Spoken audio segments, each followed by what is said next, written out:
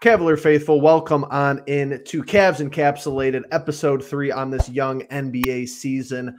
A very good win for our Cleveland Cavaliers last night, beating the Warriors. Pretty much had the game under control throughout all 4 quarters. Logan, I think, said it best. The second quarter last night was the best quarter of Cavaliers basketball so far. So I want to start. Let's do game balls. And let's go from there. Logan, give out your game ball for last night and elaborate on that second quarter, how we kept the momentum, and we didn't seem to fold when the Golden State wanted to make their runs.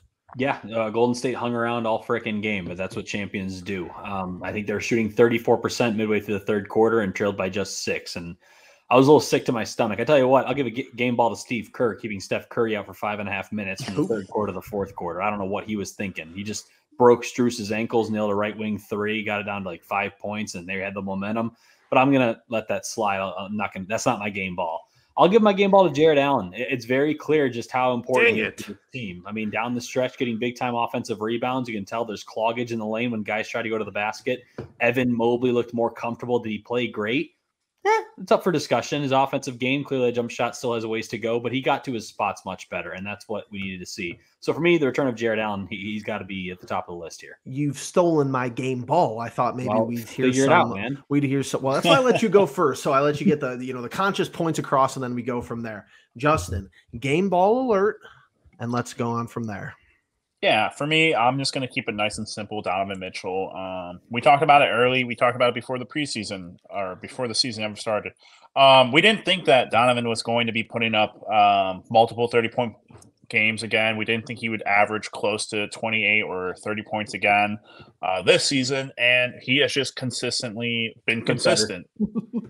That's just it. I mean, that's kind of the difference of everyone else on the team right now and him. He is the 100% star. He is 100% the all-star and the anchor of this team, and obviously just the go-to. And so when you have a guy like that, when you have the guys who can will you through the bad times and can, keep the boat afloat, it's just plain and simple.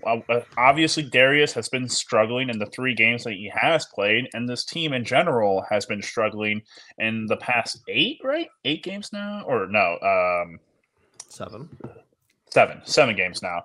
So, just real simple for me. Donovan Mitchell, again, leading scorer and everything. Just simple. Fair enough. Okay, so we have Jarrett Allen, Donovan Mitchell. I got to follow up where Logan started off with. Jarrett Allen can't be understated, his impact on both sides of the floor. And that is, unfortunately, I don't think that we have too many matchups like this in the Eastern Conference, but I love the way we match up against Golden State. Let the bigs roam. Let the bigs kind of control your defense. And you can't – and I think we've gotten it misconstrued that Mobley isn't as good without Allen. I think that that's pretty safe to say, but for the wrong reasons. If we adapted our defense, let's say Jarrett Allen no longer with the team, hypothetical, I'm not saying this is the case, not saying anybody wants this, but let's say we traded him, let's say he's no longer with the team, however you want to drop that scenario. We would just have to adapt our defense to, I think, suit Mobley. Right now, the defense is funnel everything into the middle. They run into Jarrett Allen. They run into Evan Mobley. Even you saw it last night against Golden State. They're going to do it. Let them take their 3-pointers.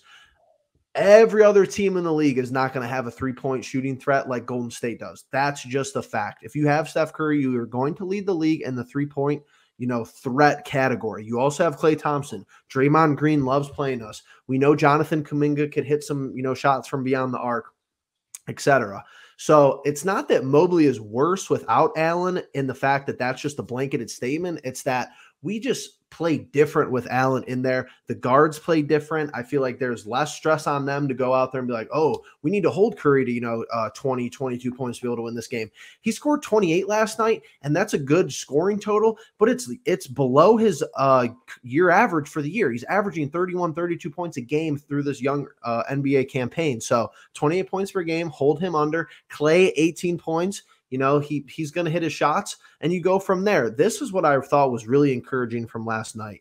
just look at the point distribution here. And this is where the team needs to be. If that number for Mitchell is any higher on a consistent basis, not only is he performing at a high level, which we all know that he is, but the higher that number gets past 31, the more concerned I am for the longevity of our cohesion, the longevity of us being able to win basketball games. I need this stack every night. Donovan, DG, a little bit of a tier breakdown difference. Strus, Mobley, Allen, all over double digits. LeVert threatening with 8 points, 5 rebounds, and 2 assists in 32 minutes. Logan, let's talk about how this team plays better as a team, and the hero ball, I think it's fun to watch. It's fun to tweet about. It's fun to go on YouTube and, throw clips up there, but it's not sustainable at the end of the day. No, and Jeffrey, I'd like to make one more point real quick. If I can give another game ball, I'd like to give a game ball to Darius Garland yelling on the floor. He has picked up that officials aren't very bright, and they will give you any call as long as you yell out. And how many I'm not saying that as a slight to Garland. I'm saying if everybody else is going to do it, if I'm going to get pissed off in a group chat with Justin and Jeffrey every freaking game when I see, he's falling to the ground. He yelled, he got the call. Do it. Just do it as well, because you're going to get the call. Because Garland, that 24 points is misleading. That guy struggled to make buckets last night, and he turned over the basketball, I think, 6 times. But he got like 13 points, I think, from the foul line, 12 points, something like that. He was in attack mode. You got to do that, yell out a little bit. That's my other game ball. But yeah, we were talking about this team. 12 for 13 from the line. 12-13. And we talk about this team and with its balance, right? If we get Max Strus for 15 on any given night, I think we're going to win that game. That's kind of the way I look at it when I look at the balance of this team. You're right.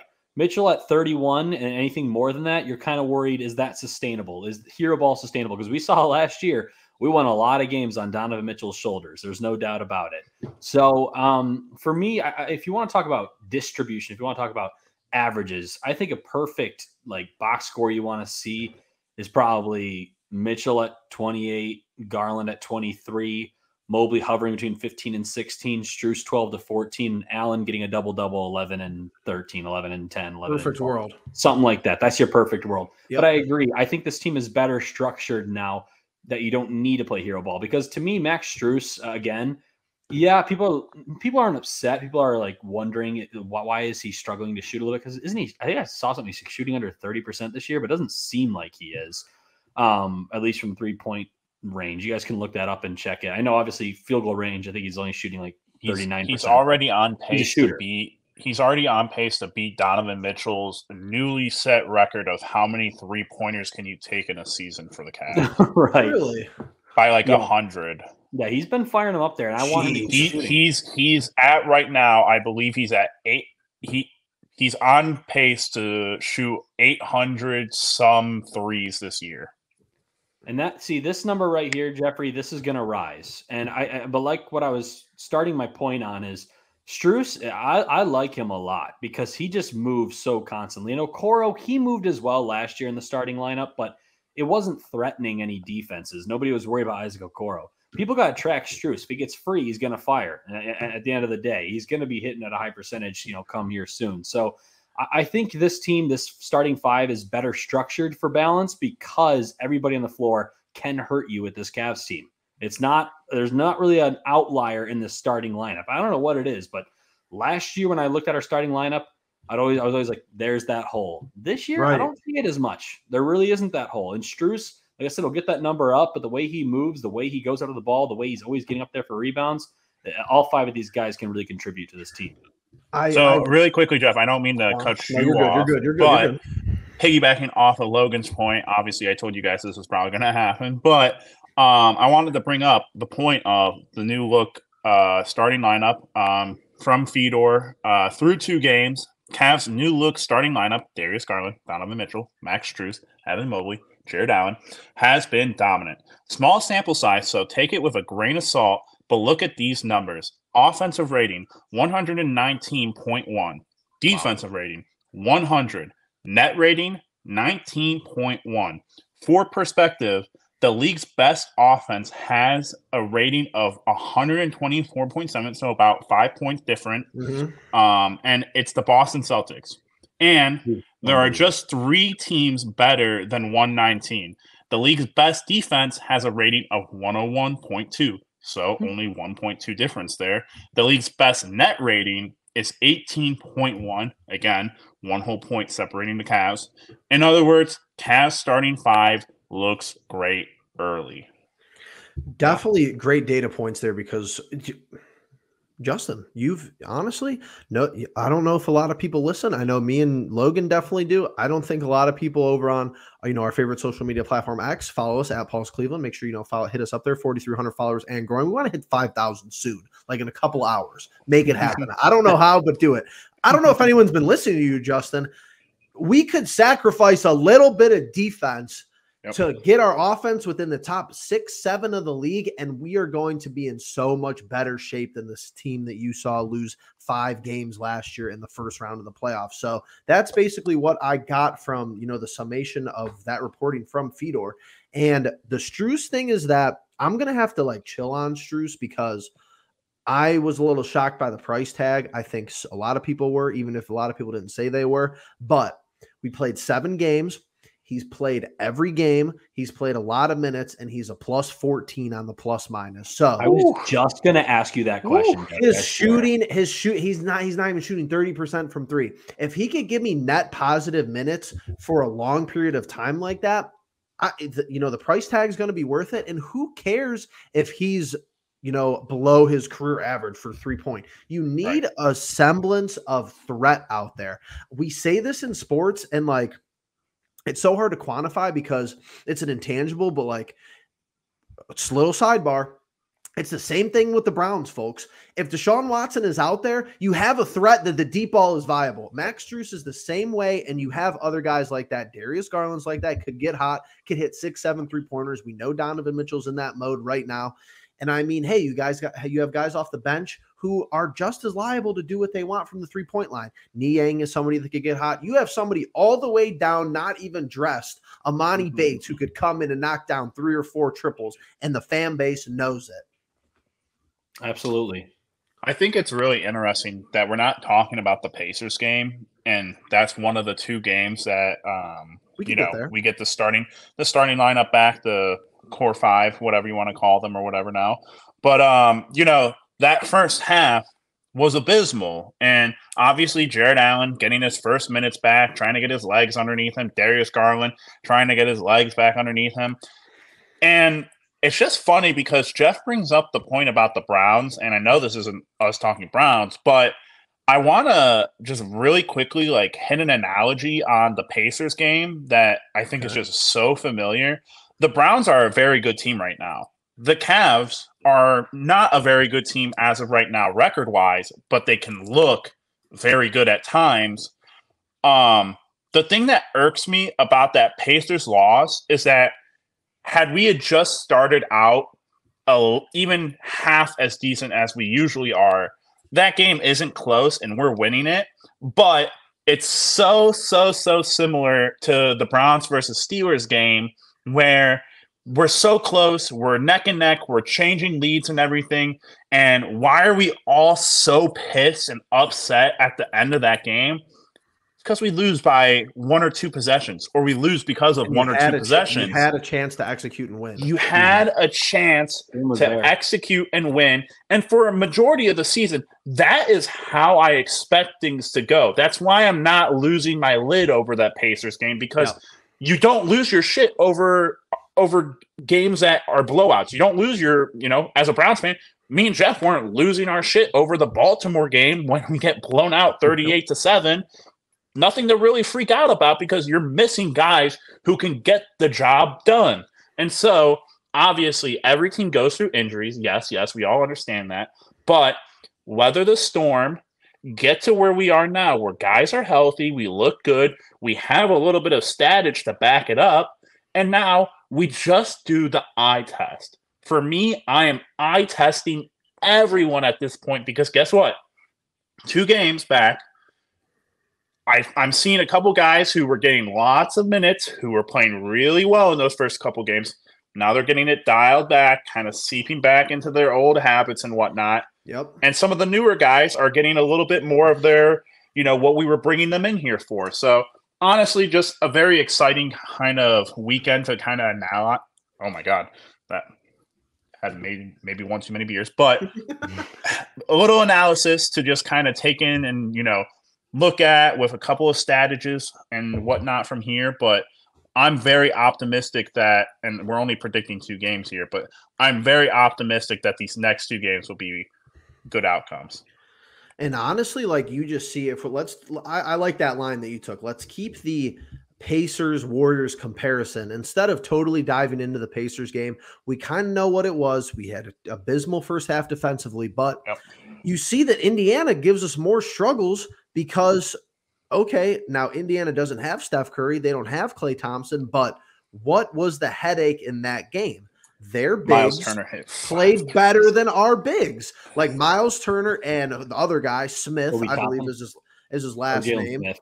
Yeah, they were better than Kevon Looney and Draymond Green, and I don't even know like that. That's it for Golden State. So play off your strengths and supplement your weaknesses with your strengths. That kind of sounds like common sense, but it's like Donovan going for 40 and our bigs getting destroyed down low is not a recipe for win. Mm-hmm. Donovan going for 25 to 30 and the bigs have their way all night. That is what you need to have night in and night out. And Justin, the point that has me thinking is that you learn a lot more failing to execute in a close game that you lose than blowing somebody out who you're better than. Like, let's just keep the line. Exciting weekend for Cavaliers sports. The Cavs win yesterday over Golden State, a team you haven't beaten in the regular season for 8 years, a team you haven't beat in the playoffs. The last time you beat them was in the playoffs 7 years ago. That's a pretty long drought for a basketball team. You play 82 games a year. Sure, they're a West Coast team, but still, it's a pretty long drought. It's not like a football, where you see them maybe once every 4 or 5 years, depending on if they're in a weird NFC division. But it was a great weekend. It was 27-0 Browns. How much did you learn this weekend from the Browns? Their defense is elite, and when you have above average quarterback play, it's a good victory, and you're going to probably walk your way into the win column. Congratulations. You learn more from the Indiana games. You learn more from these Golden State games than, if we run into Detroit, in January and we beat them by 35, that's going to be fun. The clips are going to be good. The next day, Logan Cavs short is going to blow up for 2,500 views. And we're all going to go on with our life. But how did JB get better doing that? How did Karis LeVert and his 6th Man of the Year campaign get better doing that? It's a complete difference than losing a close game where hey, if you improve, let me put the asterisk there. If you improve, you keep doing the same stupid crap every game that you lose, then it's not that beneficial. I'll be the first one to say that. Logan, cap us off here before, we kind of dive into this upcoming week of Cavs basketball. Yeah, absolutely. This is Justin talks about the eye test, and to me, the eye test is good. I don't know what it was, but the graphic of just seeing our starting 5, it just clicked for me. I was like, that looks like a team that's going to be good for years to come. Like that's a really, really good core. And Jeffrey, based on what I was kind of listening to you both here for the last couple of minutes, and you talked about our bigs were better than Golden State's bigs. Indiana's bigs are better than our bigs. I think that's going to be a key for the rest of the season, right? Can we dominate inside? Yep. We have a lot more shooting now, but that's what's great about this. If we can dominate inside, defenses have to pull themselves in. The Cavaliers have some shooters now too. Strus, Niang's coming along slowly. Amani Bates down the way. Dean Wade can knock him down here and there. Donovan, Darius. There is shooters on this team.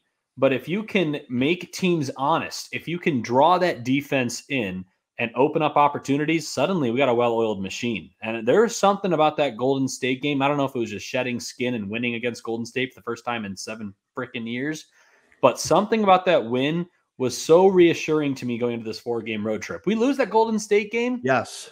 I don't feel very good going on the road 4 straight times in the Western Conference. I don't.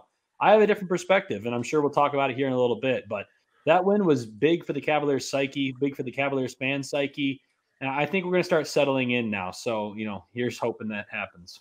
And honestly, this is going to feel like a long time ago, even though it's really not. But I think this comparison makes sense. And I know that this will bring back some good and bad memories for people out there listening and watching. But this archetype of basketball team is more, and this could be a positive or a negative, however you want to interpret it. This archetype of basketball team reminds me more of the play-in team with Lauri Markkanen, where the offense seemed to come from inside out. Last year in the Knicks game, you lose in 5 games because that offense seemed engineered to go outside in. And it turns out when you don't hit your outside shots and when it turns out you don't have any penetration because you lack physicality and your bigs are below average, you lose in a gentleman's sweep in the first round of the playoffs. Not that the play-in team had a better track record, because they didn't, but you have a clear talent upgrade from that roster. Keep that style of offense, implement the roster talent you have now, and utilize people as all the way down from 8 and 9 and 10 guys like Justin has been pounding the table for. But great discussion. We only have 2 games this week, which I'm actually kind of a fan of. Wholly abysmal. While the Cavs are bad, the predictions, no, the Cavs aren't bad. But when the Cavs record don't listen to us. We don't know shit about this team. When the Cavs record might look bad, but our records are a lot worse. We got, all right, let's go reverse order. Logan, 1-6 through 7. Got my first dub. It's honestly, that is honestly more impressive than Justin leading, I think. Like 1-6, like that's for those of you that are new to the Cleveland Pulse. I'm a 2-time predictions champion. I'm usually 20 games brother, this guy stinks. I'm 20 games over 500, 2 straight seasons. There's plenty of season left, but this is a hell of a hole for me to climb out of. And then stinking it up in second place, the second place stinker, not much better, 2-5. That would be me. That would be I. And then Justin at a cool and casual 3-4. 3-4 looks so good comparatively. 3-4 is that like NFL record where like you might have some hope and then you lose like 3 more in a row and now you're like 3-7 through 10 weeks and now Eric Mangini just got fired. But okay, yeah, kind of like my fantasy teams. Tangent. Oh yeah, sleeper draft.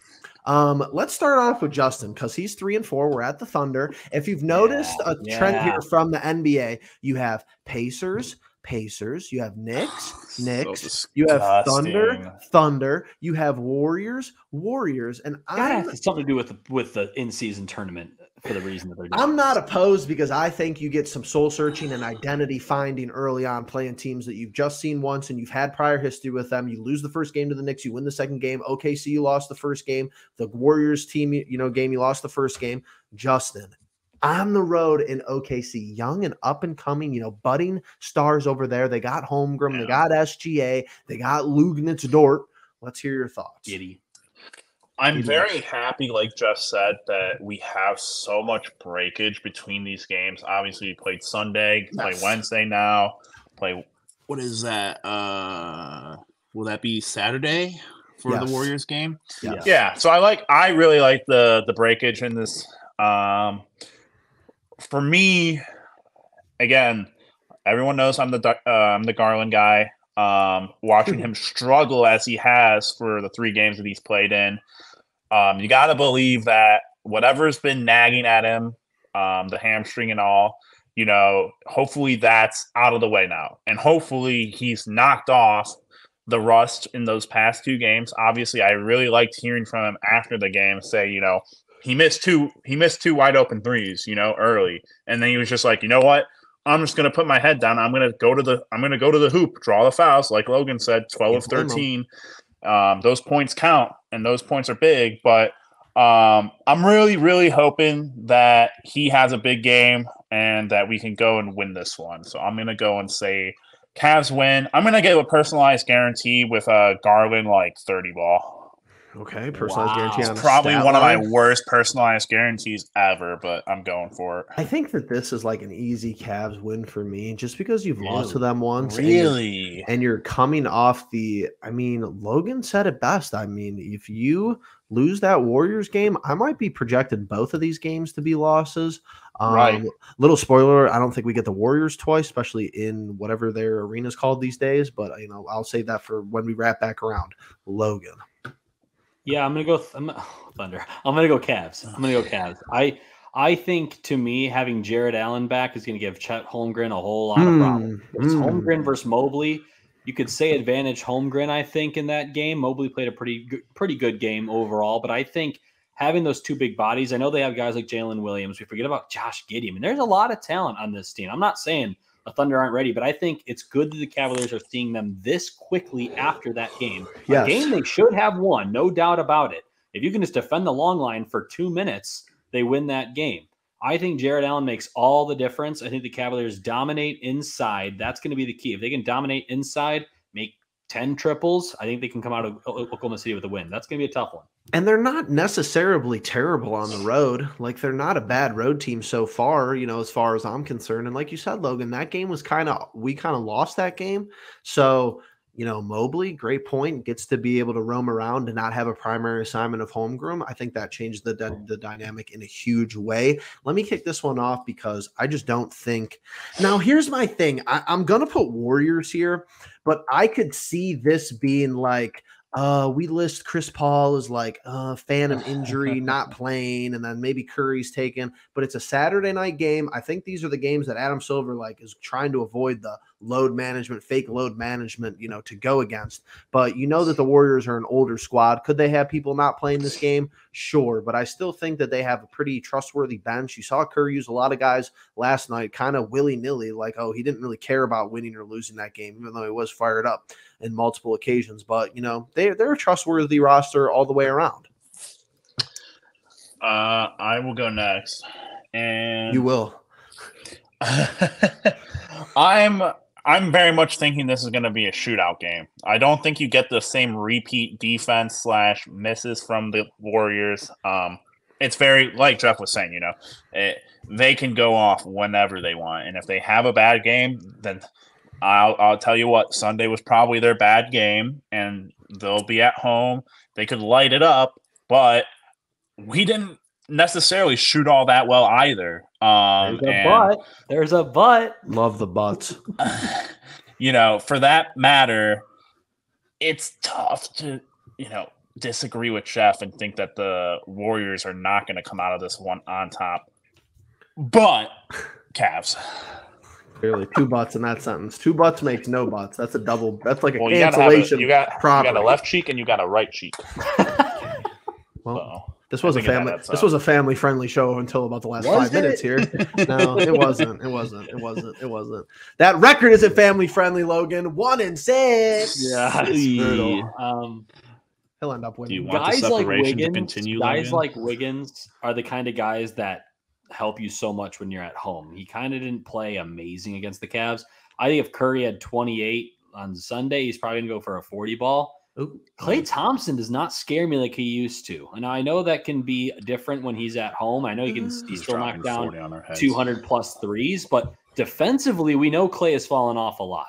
He can still D up all right, but we know he's fallen off a lot. Sure. To me, if the Cavaliers follow the similar recipe and that's work it inside, we're going to deal with that crowd. There's no doubt about it. But I think that the turning of the guard in this rivalry, I'm going to take the Cavaliers over the Warriors in Golden State in an absolute shootout. It's probably going to be Mitchell versus Curry again.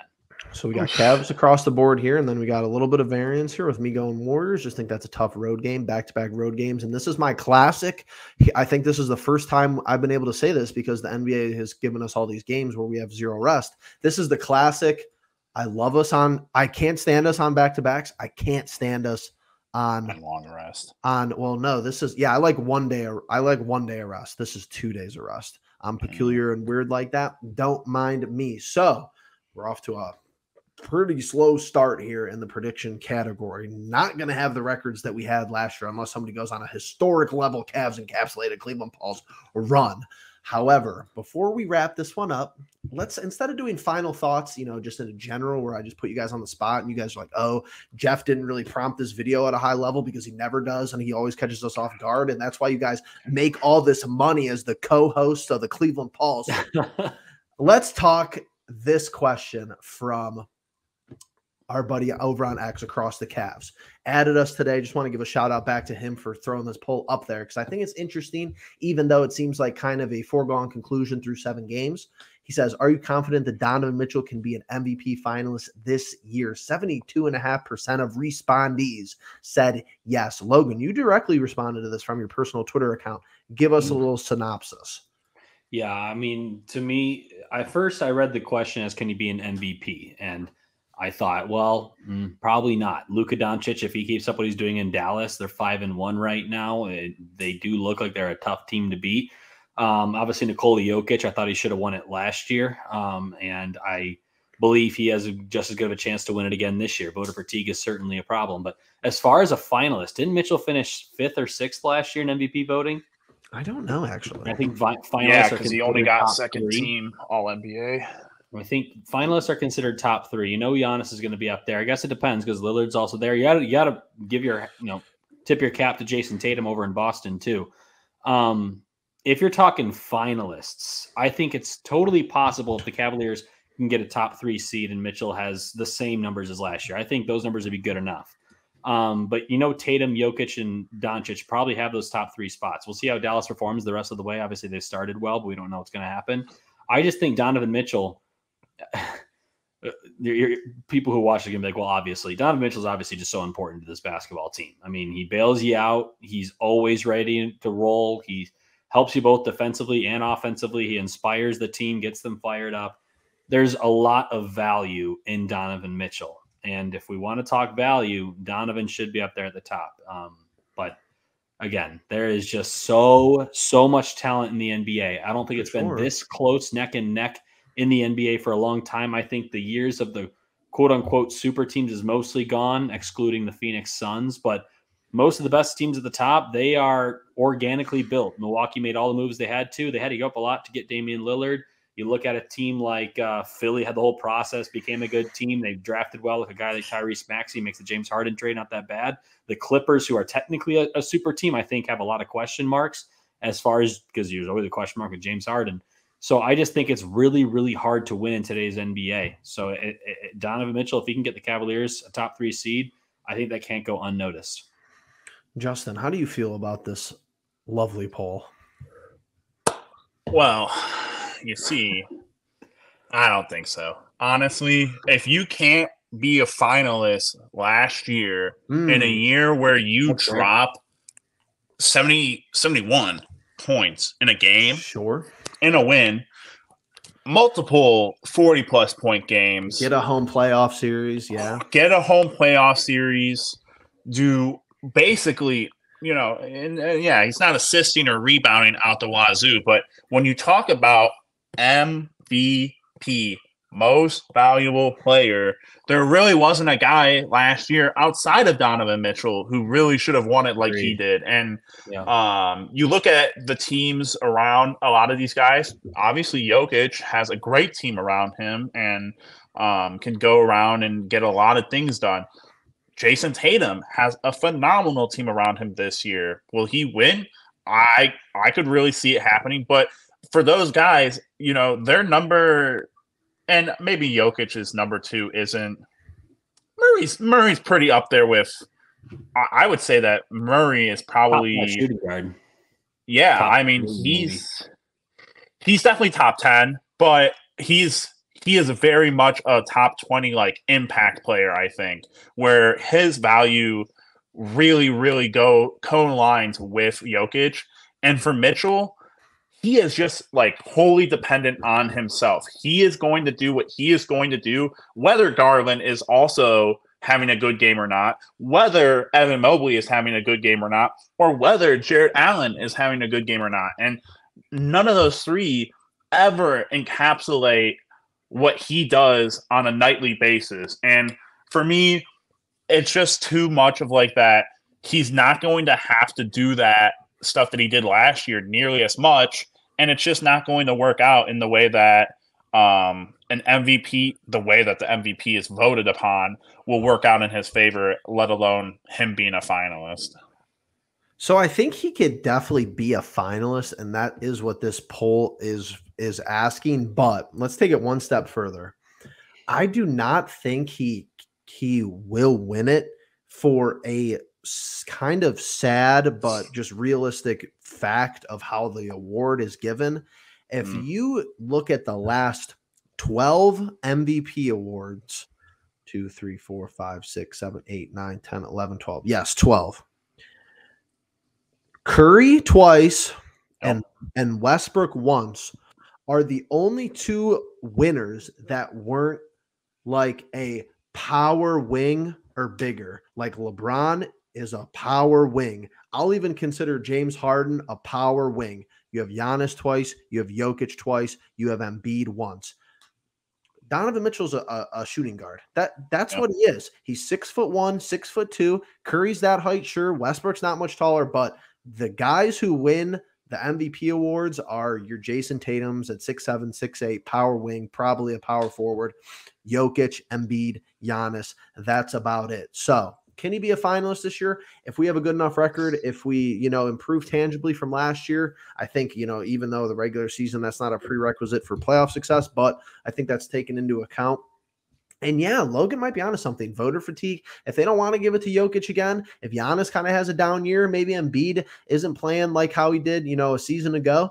Could the window be open? Sure. I don't think that there's a world where he's ever the favorite to win it, though, unless it's really deep into the year and you're like, oh, yeah, this dude is going to win the scoring title, average this many assists, and, a whole bunch of just lead statistical categories across the board. But it's an interesting conversation. Shout out to Across the Cavs for that poll. Thought it was good discussion, good talking points. Gentlemen, absolutely great episode. Thought it was electric. Just cover the Pacers and the Warriors games. We got 2 more games on the schedule this week at Oklahoma City and at the Warriors, which we did predict individually. Hit that like button. Make sure you're subscribed. Hit that bell notification. Comment down below. Will we beat the Thunder? Will we beat the Warriors? How are those games going to stack up? And with that being said, we appreciate every single one of you being the pulse of it all.